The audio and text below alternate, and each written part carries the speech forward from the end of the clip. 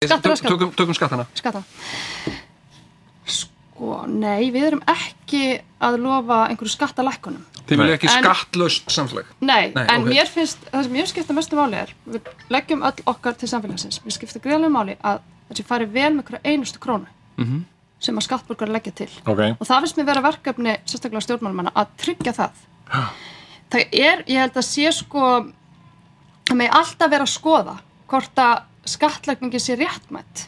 Það eitthvað sem að ætti að gera og sumir segja að þetta sé orðið of flókið eins og núna. Mér finnst það alveg sjálfsagt að skoða það. Það heldur ekkert markmið sé orðið svo flókið að bara þeir sem hafa verið endurskoðanda geta einhvern veginn skila góðri skattaskýrslu. Og skattamega heldur ekki vera það háir að allt ríkasta fólki bara flytji til Rússland, sko. Svo það nú dýrir þessi endurskoðandi líka.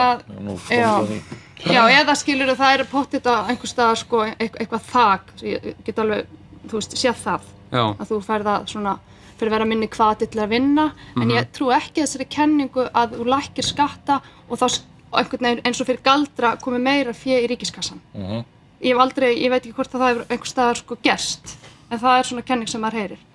Lækkum skattana, þá aukast umsvifin og ríki fær automatist meiri tekjur, þá að virðisaukaskatta eða hvað sem Það finnst mér vera hæpið, þá myndi ég fyrst vilja sjá þann útreikning og eins og staðan núna, það ekki búið að loka fjárlagagatinu og við þurfum að loka því, það skiptir öllu máli. Þannig að þurfum ekki að lofa skattalækkunum fyrir fjárlagagatinu.